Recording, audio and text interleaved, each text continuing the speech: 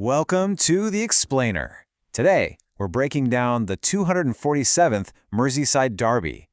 Now, on the surface, the final score was 2-1 to Liverpool at home, keeping their perfect start to the season going. But let me tell you, that scoreline barely scratches the surface of what really happened. Because this game was, and there's no other way to put it, a classic tale of two halves. We're talking about a massive swing in momentum and a result that, honestly, could have gone a completely different way. All right, let's set the scene. It's Derby Day at Anfield. You've got Liverpool flying high on a winning streak, looking to stay at the top of the table. And then you have Everton's manager, David Moyes, who is still hunting for that first ever Premier League win at this legendary stadium. The stage was absolutely set. And in that first half, it was all about one team. Liverpool just came out of the gates on fire. They totally dominated those opening minutes, and they made their rivals from across Stanley Park pay for a really slow, kind of reactive start. Liverpool's dominance was just swift and clinical. They didn't hang around. Only 10 minutes in, and bam, Gravenberch hits the back of the net. Then, before you even hit the 30-minute mark, their new signing, Hugo Ekitike, makes it 2. They just seized complete control before Everton even had a chance to settle. And here's the crucial part. Pundits and analysts on both sides of the fence all agree on this one. Everton's passive approach in that opening spell it gifted Liverpool the advantage. When you stand off a team of that quality, you're just asking for trouble. Speaking of Liverpool's attack, their new striker Hugo Ekitike was making his first ever appearance in a Merseyside Derby, and boy, did he get some serious praise. He was so composed, linking up the play, scoring his goal, just showing this incredible cool-headedness in a game that's famous for its wild intensity.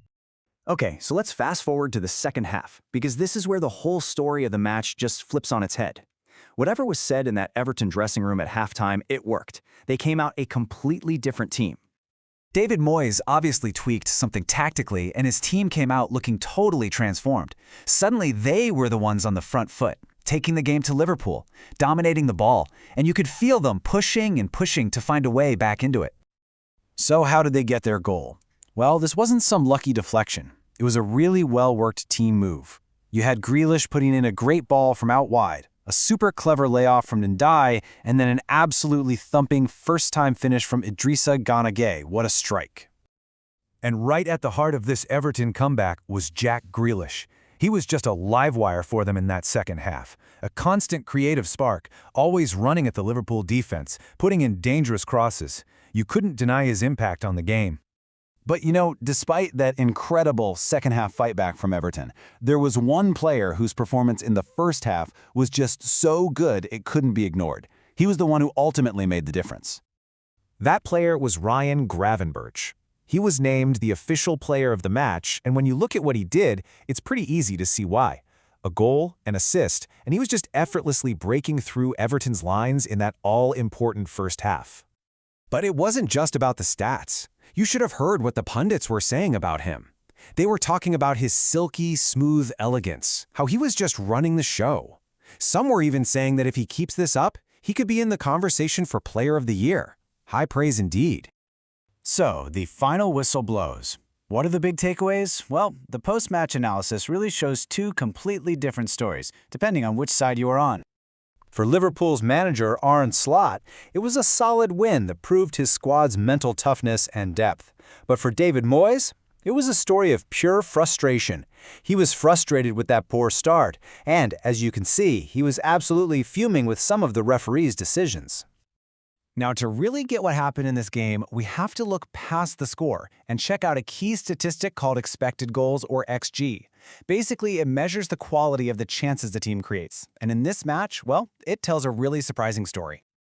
So get this, despite losing the game, Everton actually created the better chances over the 90 minutes. Their XG was higher. It just goes to show you that their second-half comeback wasn't just for show. They were creating real, high-quality opportunities. The difference? Liverpool were just way more clinical with the chances they got. And as you can imagine, the way this all played out really sparked some heated debate among the Everton fans. They were asking, why did we start with this inferiority complex?